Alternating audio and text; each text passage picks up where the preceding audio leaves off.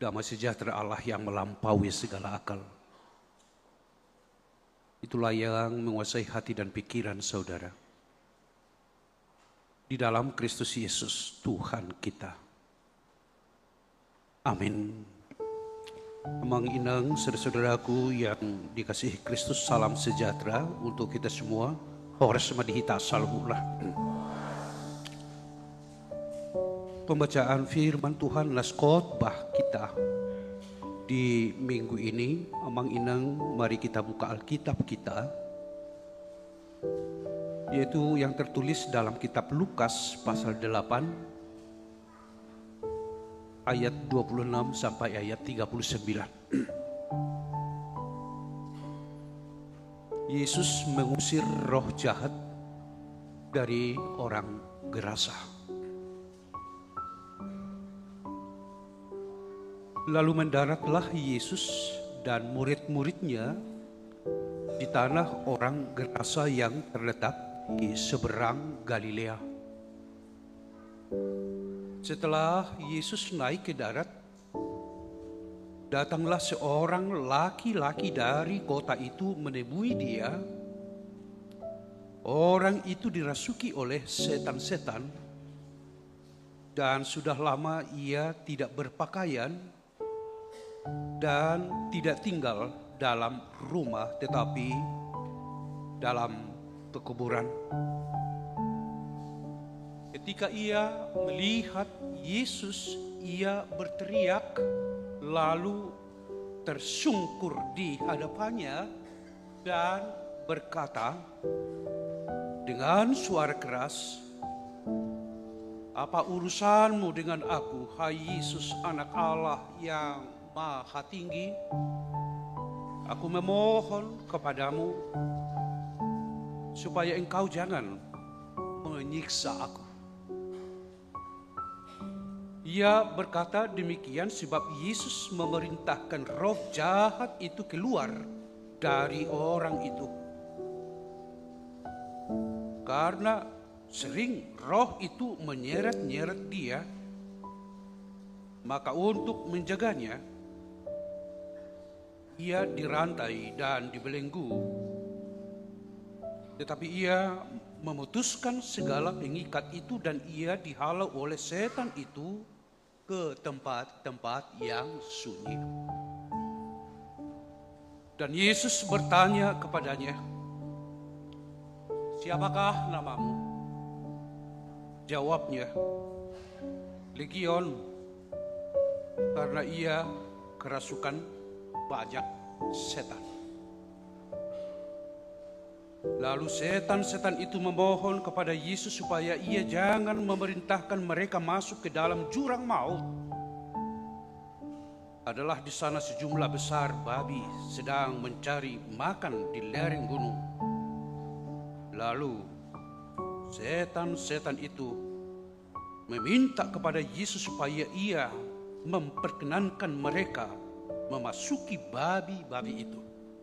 Yesus mengabulkan permintaan mereka. Lalu keluarlah setan-setan itu dari orang itu dan memasuki babi-babi itu. Tawaran babi itu terjun dari tepi jurang ke dalam danau, lalu mati lemas. Setelah penjaga-penjaga babi itu melihat apa yang telah terjadi, mereka lari lalu menceritakan hal itu di kota dan di kampung-kampung sekitarnya. Dan keluarlah orang-orang untuk melihat apa yang telah terjadi. Mereka datang kepada Yesus dan mereka menjumpai orang yang telah ditinggalkan setan-setan itu duduk di kaki Yesus. Ia telah berpakaian dan sudah waras. Maka takutlah mereka. Orang-orang yang telah melihat sendiri hal itu memberitahukan kepada mereka bagaimana orang yang dirasuki setan itu telah diselamatkan. Lalu seluruh penduduk daerah Gerasa meminta kepada Yesus supaya ia meninggalkan mereka sebab mereka sangat ketakutan. Maka naiklah ia ke dalam perahu, lalu berlayar kembali. Dan orang yang telah ditinggalkan setan-setan itu meminta supaya ia diperkenankan menyertainya. Tetapi Yesus menyuruh dia pergi. Katanya, pulanglah ke rumahmu dan ceritakanlah segala sesuatu yang telah diperbuat Allah atasmu. Orang itu pun pergi mengelilingi seluruh kota dan memberitakan kepada segala apa yang telah diperbuat Yesus atas dirinya. Demikian Abang Inang pembacaan firman Tuhan. Dan tentunya ini adalah kabar baik, kabar sukacita kepada kita hari ini. Saya katakan kabar baik, kabar sukacita kepada kita Abang, karena tentu inilah juga yang kita rindukan, yang kita harapkan, supaya kita terlepas dari segala sesuatu yang menguasai hati yang gelap, pikiran yang gelap, keadaan yang gelap. Kita membutuhkan supaya ada kelepasan. Saudara-saudaraku yang saya kasihi dalam Kristus Yesus, Lembaga Alkitab membuat judul dari naskotbah kita ini, Yesus mengusir roh jahat dari orang Gerasa. Di almanak gereja kita HKBP juga dirumuskan satu judul, Yesus menaklukkan roh jahat. Kisah Yesus mengusir roh jahat dari seorang Gerasa ini bukan hanya kisah sejarah, namun ini saudara-saudaraku adalah realita rohani saat ini, dengan pesan bahwa Yesus adalah Sang Penyelamat yang kepadanya tunduk segala kuasa. Berpesan bahwa tidak ada hidup yang terlalu rusak untuk dipulihkan oleh Yesus. Berpesan kepada kita Ambang Inang saudara-saudara, jika setiap orang datang kepadanya, kepada Yesus, Dia akan menyembuhkan, menyambut, dan sekaligus mengutus kita semua. Inilah yang saya katakan kabar baik, kabar sukacita kepada kita semuanya. Amang Inang, barangkali dari antara kita yang pernah merasa seperti ini, sepertinya ada kuasa gelap yang membelenggu kehidupan kita. Mungkin bukan kerasukan setan seperti yang dialami oleh orang Gerasa ini, tetapi bisa jadi kita dibelenggu oleh trauma masa lalu, atau dikuasai oleh pikiran-pikiran yang merusak. Bisa jadi kita dikuasai oleh kebiasaan yang buruk, yang sulit dilepaskan atau sulit kita tinggalkan. Bisa saja amang inang kita dikuasai oleh rasa kebencian dan dendam kepada orang lain. Sebenarnya di satu sisi kita mau berusaha untuk meninggalkan itu semua. Namun pada saat yang sama ada kekuatan yang membuat kita sulit melepaskan itu semua. Hari ini amang inang dan saudara-saudaraku, melalui khotbah ini kita dicerahkan bagaimana kuasa Yesus mampu dan bisa membebaskan kita dari kuasa kegelapan dan memulihkan hidup kita semua. Dalam terakhir-terakhir ini, sepertinya ada kuasa gelap yang terjadi di tengah-tengah kehidupan dunia ini. Dan bila itu terus terjadi, maka kehidupan kita akan ada di dalam kegelisahan. Perang Iran Israel membuat orang semua gelisah. Bagaimana hebatnya dampak yang ditimbulkannya, bukan hanya untuk mereka, tetapi bisa itu berdampak luas, baik di dalam kehidupan ekonomi, baik di dalam kehidupan komunikasi, interaksi maupun budaya. Itu sangat merusak kehidupan. Banyak orang yang berteriak, sepertinya mereka tidak mampu keluar dari situasi ini. Orang banyak menjerit. Yang mereka butuhkan bagaimana supaya mereka ada kelepasan, ada kebebasan, ada kehidupan yang layak dihidupi oleh semua orang. Itu kerinduan, kegelisahan terjadi di sana. Dan bukan hanya di sana, di mana-mana. Kegelisahan itu sepertinya ada di dalam kehidupan kita saat ini. Ada banyak masyarakat yang berteriak. Saat ini mereka berteriak karena dikuasai oleh intimidasi dari orang yang kuat.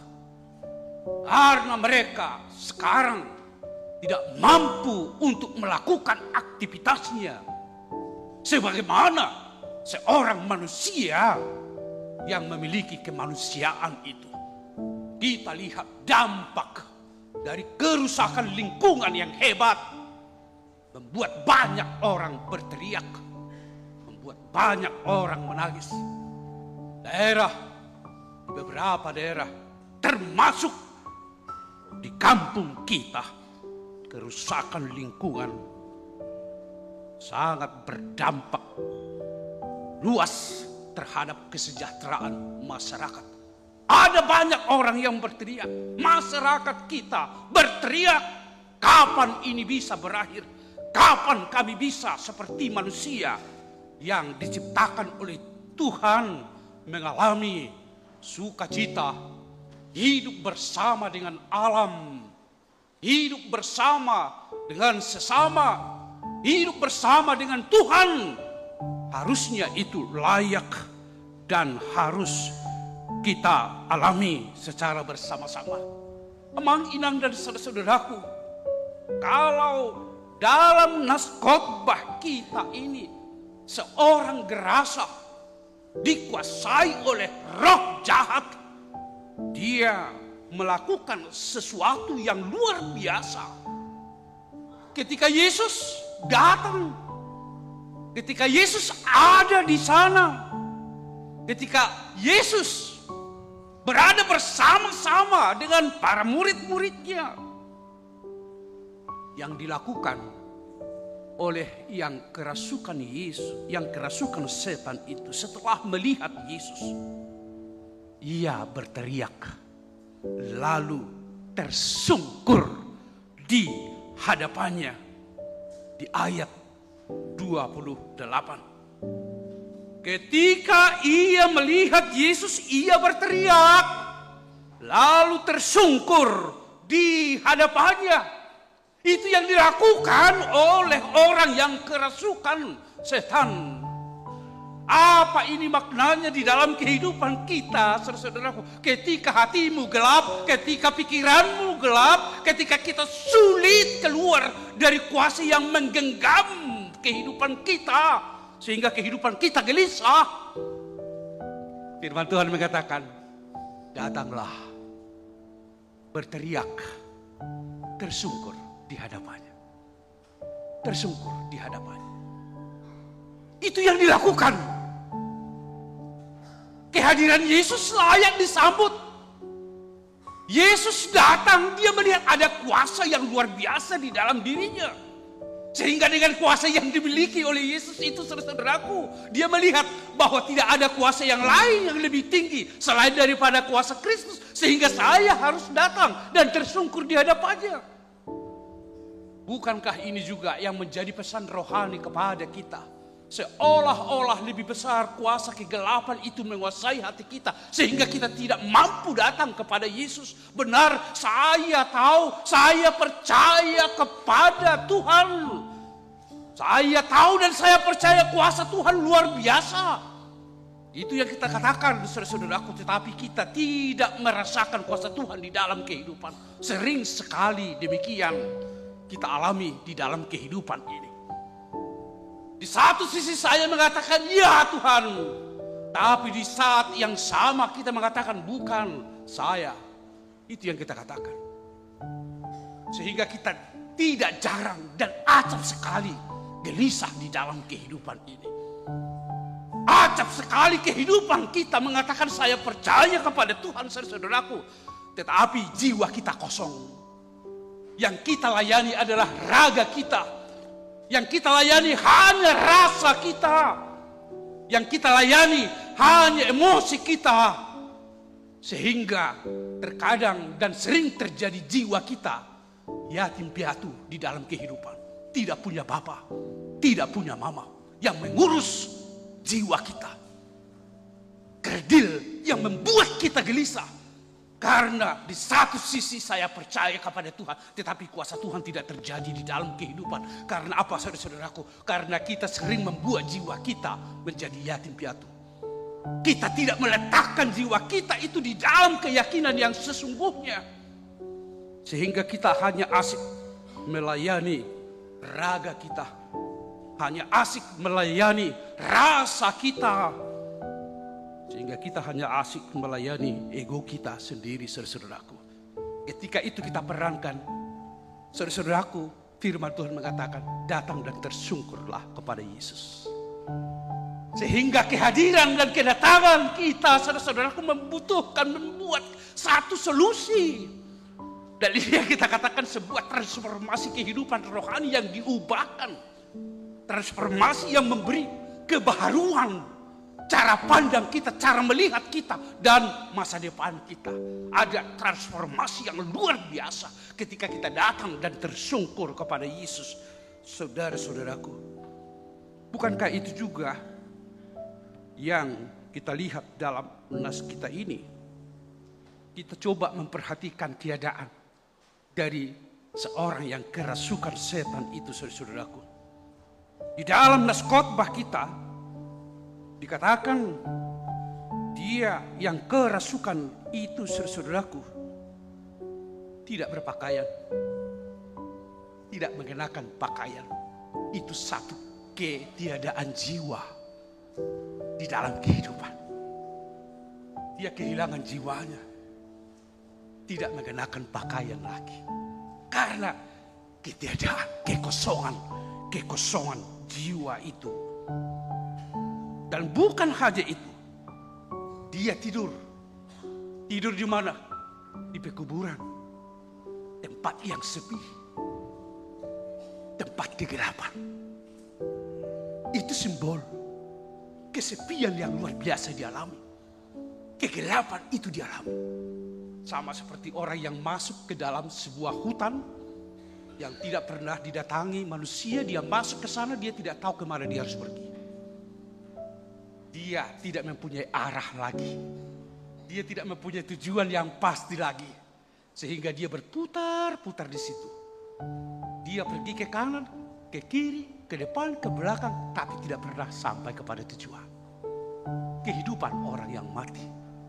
Itulah keadaan kondisi dari seorang gerasa yang kerasukan setan.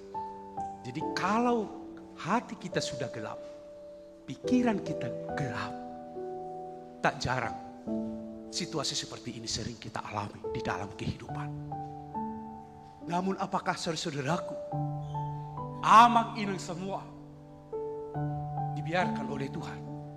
No. Makanya saya katakan ini kabar baik. Tidak. Tidak. Karena apa? Karena saya datang kepadanya. Karena saya tersungkur kepadanya. Tidak ada satu keadaan yang sulit yang tidak bisa dijawab oleh Tuhan. Tidak ada satu bentuk pergumulan yang hebat yang tidak bisa dijawab oleh Tuhan. Artinya apa? Sebenarnya Tuhan kita itu adalah jawaban bagi kita semua atas semua peristiwa dan apapun bagaimanapun kehidupan kita.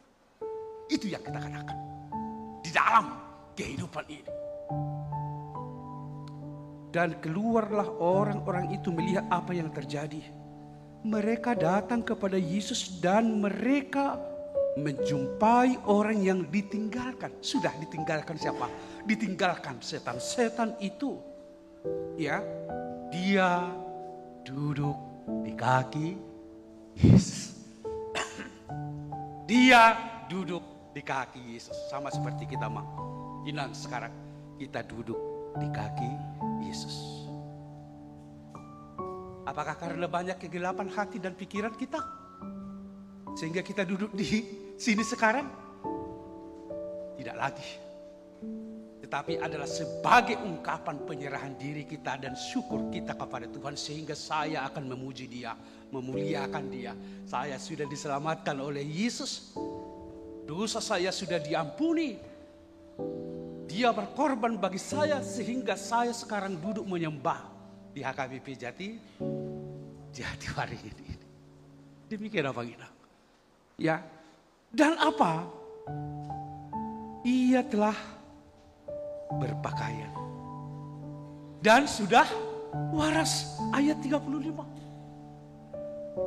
Ia sudah berpakaian, jiwanya kembali. Kalau di dalam budaya orang Batak apa? Nungamulak be. Kalau ditu badan nina. Nungamulak be. Selama Todi itu melayang-layang entah kemana, pergi entah kemana, ya tidak ada. Tatapannya hampa begitu ya, kosong gitu. Mukanya kosong. Tidak ada, sepertinya begitu ya. Sehingga datang hula-hula atau orang tuanya, bertanya yang baita bah. Dijopuk mapa. Boras napir kan. Mulak matok ditu. Tuba dan dinda. Ya kan itu budaya Batak kan begitu. Tetapi bukan persoalan prakteknya. Yang kita mau lihat dari itu adalah pesannya. Bahwa sesungguhnya di dalam kehidupan hanya satu yang menjadikan mulak tod di badan. Dalam konteks kehidupan kita, apa itu Manginang? Datang dan tersungkurlah. Dan duduklah. Dia duduk di depan Yesus. Datang. Apakah Amang Inang pernah mengalami kosong? Pikirannya kosong, tatapannya kosong. Tekanan pekerjaan begitu hebat. Keadaan ekonomi semakin berat. Anak-anak menuntut banyak. Atasan juga memberi perintah A, B, dan C semuanya. Sehingga kita tidak mampu untuk mengolah semuanya. Sehingga kita terkadang apa? Tatapan kita kosong, duduk sendirian. Tidak tahu apa yang dilakukan. Hari ini Tuhan mengatakan kalau itu bisa kita alami dalam kehidupan, datang dan duduklah bersama dengan Yesus. Amin, Abang Inang? Amin. Isi na suya persoalan ni sokarwa. Ano? Naron way na kita kabang kena. Isi na suya anong mga dubi sa ngonon. Sudiru hita ya mga dubi? Sudiru ate. Ya kasusnya berbeda-beda, yes. Ya kan begitu. Tetapi ada masa-masa di mana kita pernah mengalami hal seperti ini. Semua kita. Alai ahari doko kamu muse. Supaya kita bangkit, supaya kita kembali. Seorang janda, seorang ibu lansia yang sudah tua. Bukan tidak ada masalah. Bukan tidak banyak perkara yang dihadapi. Tetapi ketika perkara itu dihadapi, ada datang di dalam kehidupannya. Dia hanya mengatakan satu hal. Mari dia mau, Yesus ngulu nito di kuninda. Selesai semua. Bayangkan.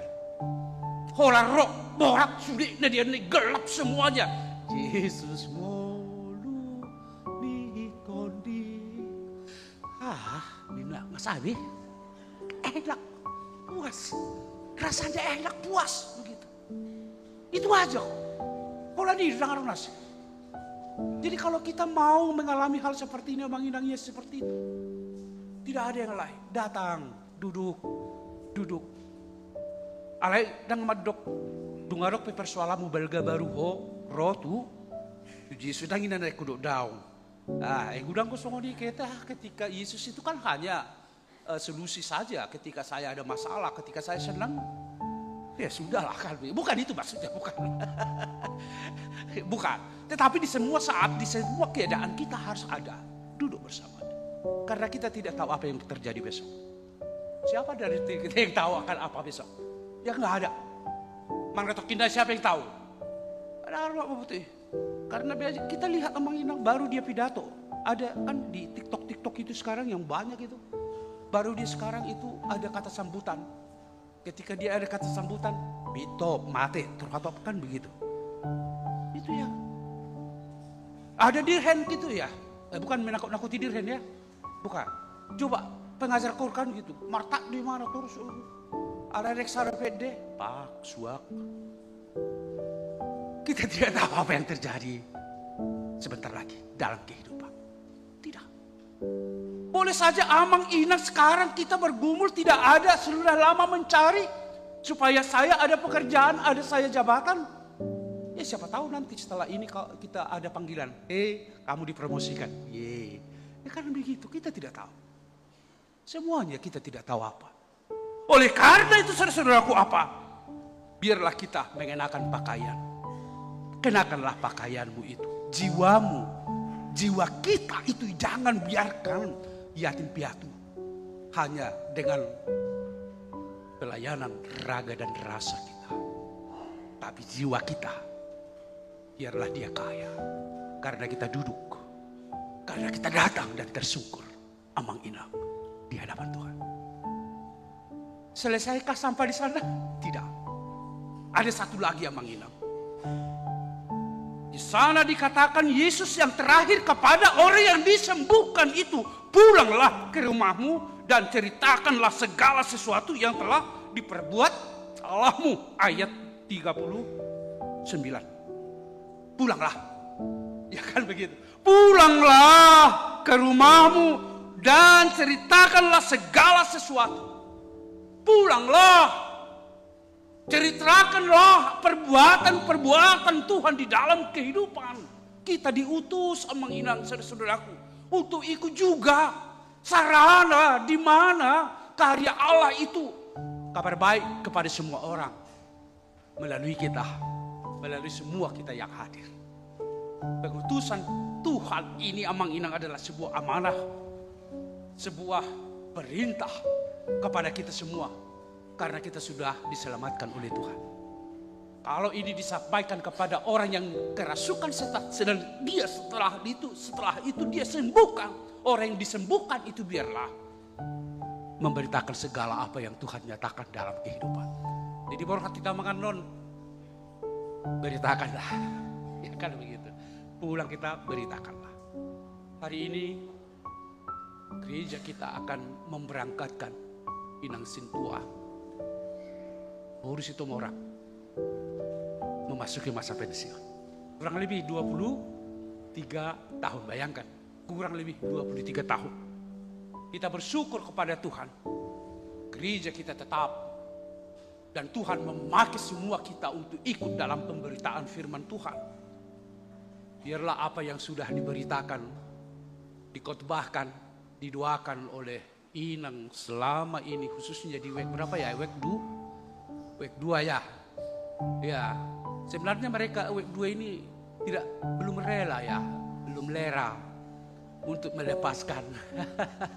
Ya kan? Tapi ya bagaimanapun AKBP ya 65 tahun ya sudah kan begitu. Jadi mau tidak mau sebenarnya jemaat week 2 ini melepaskan nilai ini. Tapi apapun itu saudara-saudaraku.